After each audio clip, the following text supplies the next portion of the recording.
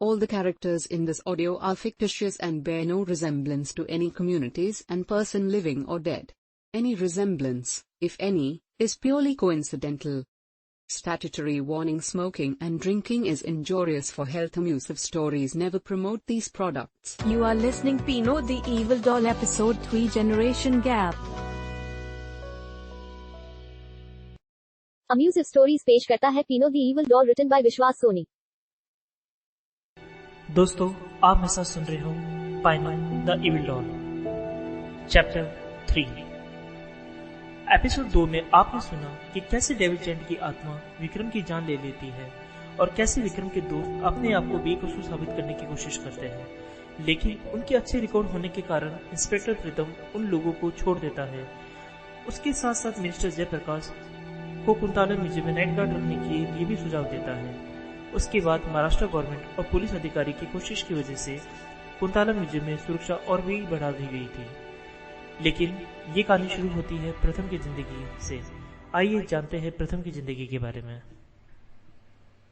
प्रथम अपनी जिंदगी में अपनी पत्नी और बेटी के साथ बहुत खुश था, लेकिन प्रथम की जिंदगी में सबसे बड़ी संकट की घड़ी तब आई जब सन 2008 में अमेरिका में रियल एस्टेट को लेके मार्केट में बहुत बड़ी गिरावट आई थी और उसके साथ ही भारत की सबसे बड़ी नामी आईटी कंपनी में स्कैंडल हुआ था। उस कारण से बड़ी बड़ी आईटी कंपनी में भी टॉप लेवल मैनेजमेंट के एम्प्लॉयर और लो लेवल मैनेजमेंट के एम्प्लॉयर को फायर करना शुरू कर दिया था। टॉप लेवल मैनेजमेंट के लोगों को इसलिए क्योंकि उनकी सैलरी देने के लिए कंपनी के पास पैसे नहीं थे, और लो लेवल मैनेजमेंट के लोगों को इसलिए क्योंकि उनके पास ज्यादा अनुभव नहीं था। ऐसा ही हाल प्रथम की कंपनी का भी था। हालांकि प्रथम मिडिल लेवल मैनेजमेंट में आता है तो उसकी जॉब पर ज्यादा खतरा नहीं था, लेकिन प्रथम की नींदें उड़ी हुई थी। प्रथम को हर सपने में यही लगता जैसे कंपनी उसको फायर कर रही है। अपने डर से बचने के लिए प्रथम ने सोचा क्यों ना अपनी कंपनी बनाई जाए जिसकी एप्लीकेशन बनाकर गूगल प्ले स्टोर पे अपलोड कर सके।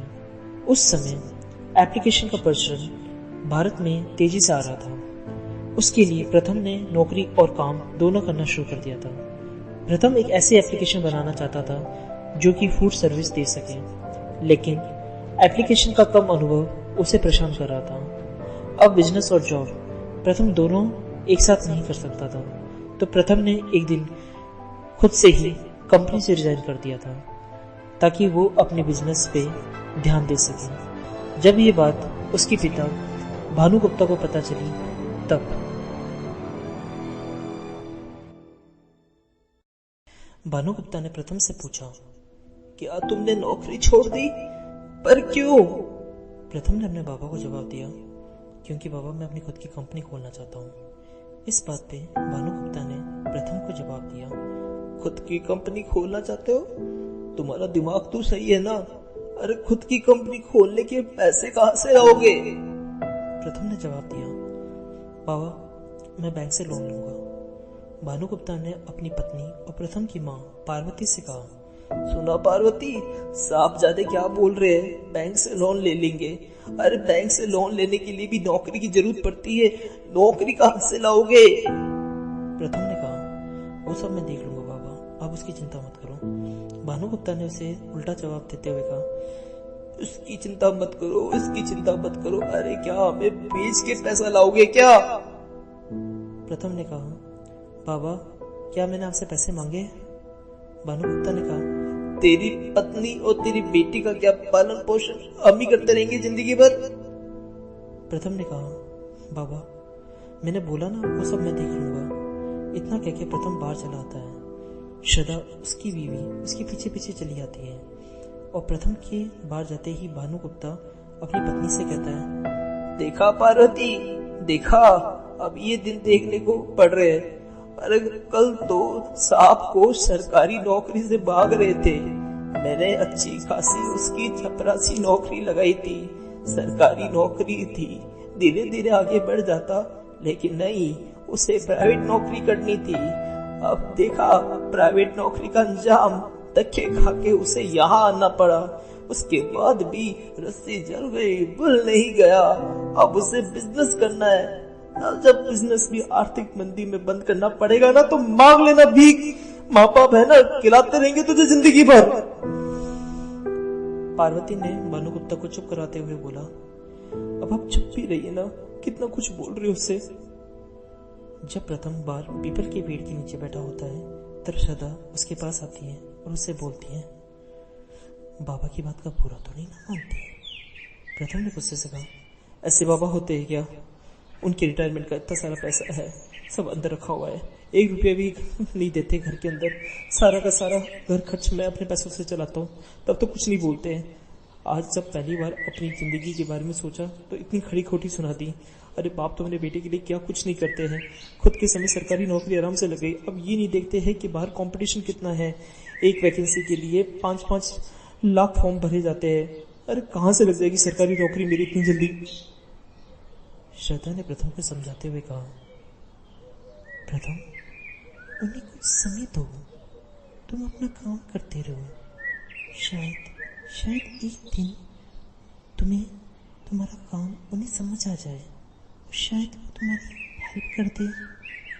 प्रथम ने व्यंग में कहा, हेल्प? और उनसे मरना है क्या? मैं खुद कर लूंगा, बस एक बार तुम्हारी सरकारी जॉब लग जाए फिर मैं अपना बिजनेस आराम से कर सकता हूँ। श्रद्धा ने प्रथम को दिलासा देते हुए कहा, सब कुछ हो जाएगा, तुम टेंशन मत लो, अब अंदर चलो। रात समय जब सब लोग खाना खा रहे होते हैं तब पार्वती प्रथम की माँ प्रथम से पूछती है, बेटा तुम कौन सा बिजनेस करने की सोच रहे हो? प्रथम ने कहा, माँ फूड डिलीवरी बिजनेस करने की सोच रहा हूँ। पार्वती ने बोला, ये बेटा कहाँ खोलने की सोची है? प्रथम ने कहा, अभी फिलहाल तो कहीं नहीं, सिर्फ मोबाइल एप्लीकेशन पर चलाने की सोची है। पार्वती ने प्रथम से पूछा, मोबाइल एप्लीकेशन ये क्या चीज होती है? प्रथम ने बताया, माँ मोबाइल एप्लीकेशन का मतलब अभी जितने भी स्मार्टफोन्स आ रहे हैं ना, तो उसमें गूगल ने एक चीज चालू करी है, गूगल प्ले के नाम से। उसमें क्या होता है कि बहुत सारी एप्लीकेशन होती है, उसी के जरिए मैं भी एक एप्लीकेशन खोलना चाहता हूँ फास्ट फूड के नाम से। तो उसमें क्या होगा कि माँ मैं मुंबई के सारे होटल से कांटेक्ट करूँगा, अपनी एप्लीकेशन की लिस्ट करूँगा, उससे क्या होगा कि लोग घर बैठे बैठे खाना ऑर्डर कर देंगे।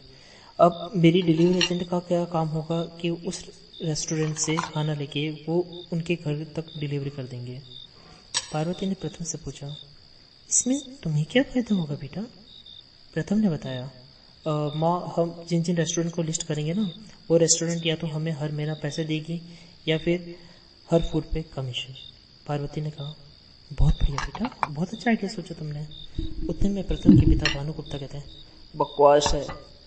बकवास है तुम्हारी सोच, मुझे बताना कौन सा रेस्टोरेंट तुम्हें इस बेवकूफ़ी में साथ देगा। अरे ये छोड़ो, कितने लोग स्मार्टफोन इस्तेमाल करते हैं आज की तारीख में। तेरी माँ के 100 बार कहने पे मैंने ये 1100 का फोन लिया। अरे मैं तो इसे इस्तेमाल भी नहीं करता, इससे भी फालतू खर्चा मानता हूँ। देखना, ना तो लोग स्मार्टफोन इस्तेमाल करेंगे और नहीं तुम्हारे ये क्या प्ले इस्तेमाल करेंगे। ऊपर से ऐसे फालतू आइडिया लेके अगर रेस्टोरेंट में जाओगे ना तो वहाँ के लोग भी पागल खाने फोन कर देंगे।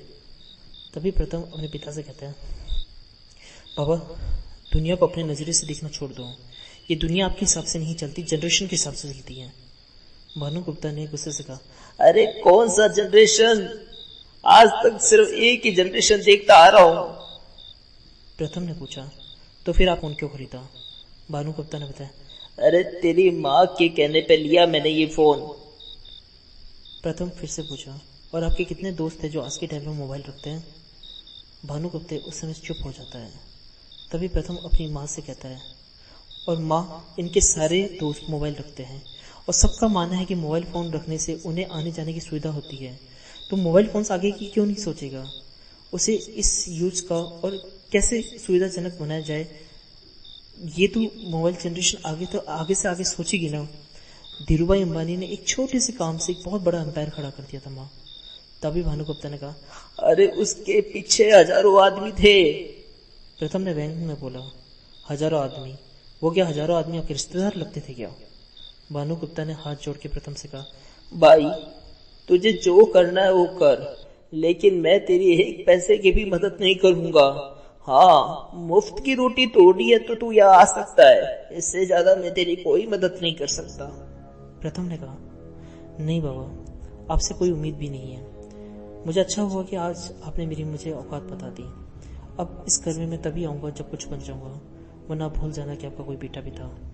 ये सुन के पार्वती रो पड़ती है। ये क्या कह रहा है बेटा, सुन मेरी बात तो सुन। प्रथम अपनी माँ से कहता है, माँ, मेरी कौड़ी की भी औकात नहीं है इस घर में, इसलिए जब कुछ बन के आऊंगा तभी इस घर में लौटूंगा, वरना मुझे भूल जाना और अपना ख्याल रखना। प्रथम अपनी पत्नी और बेटी जो उस समय सो रही होती है उसे उठा के घर से बाहर चला जाता है। पार्वती के लाख रोकने पर भी वो नहीं रुकता। पार्वती अपने पति भानुगुप्ता से कहती, अरे सुनिए ना, उसे रोकिए ना। भानुगुप्ता ने कहा, अरे जाने दे, जब पेट खाली होगा ना तो उसे घर की थाली याद आ जाएगी, और मैं ऐसे भी बिना कमाए कितने दिन अपनी पत्नी और अपनी बच्ची को संभाल पाएगा। और वैसे भी जो उसने किया ठीक किया, अब की बार आने दे, एक ही शर्त पे घुसाऊंगा, या तो सरकारी चपरासी की नौकरी करे या घर से बाहर है, फिर देखता हूँ कैसे नहीं मानता मेरी बात। पार्वती ने रोते हुए कहा, आपको गुस्से में एकदम अंधा बना दिया, वो कहाँ जाएगा उन दोनों को लेके, देवा क्या करूं मैं आपका। भानुगुप्ता ने कहा, बस करो, जाके सो जाओ, कहा ना भूख लगते आ जाएगा, अब जाओ यहाँ से, मुझे खाना खाने दो। गुस्से गुस्से में प्रथम ने अपना घर छोड़ दिया था। श्रद्धा ने प्रथम से कहा, गुस्से में तो तुमने अपना घर छोड़ दिया प्रथम, लेकिन अब अपन जाएंगे कहाँ? प्रथम ने श्रद्धा से कहा, पुणे। श्रद्धा ने प्रथम से पूछा, और पुणे में क्या करेंगे हम? प्रथम ने कहा, मुझे ये समझ में नहीं आता कि वहां बाबा से पीछा छुड़ाया तो यहाँ तुम मेरे पीछे पड़ गई। श्रद्धा ने कहा, प्रथम, अगर हम दोनों अकेले की बात होती तो मैं कुछ नहीं कहती, लेकिन अब सवाल चिंकी का भी है। उसे अगले सेशन तक हमें स्कूल में एडमिशन करवाने की सोची थी, लेकिन अभी ना तो मेरी जॉब है और ना ही तुम्हारी, तो कैसे मैनेज करेंगे ये सब कुछ? प्रथम ने कहा, उसकी चिंता तुम मत करो, अभी मेरे पास 2 लाख है, अपन मैनेज कर सकते हैं।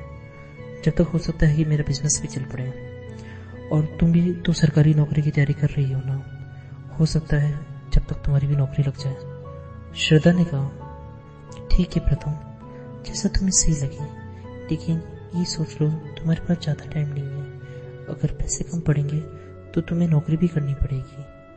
प्रथम ने कहा, देखा जाएगा।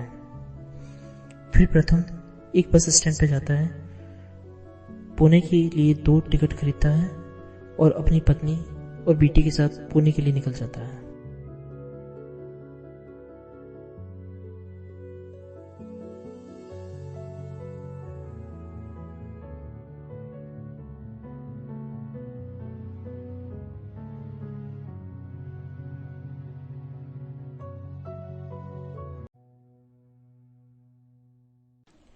जिन खोजा तिन पाया, गहरे पानी पेट, मैं भूपरा वोदन डरा, राह किनारे बैठ।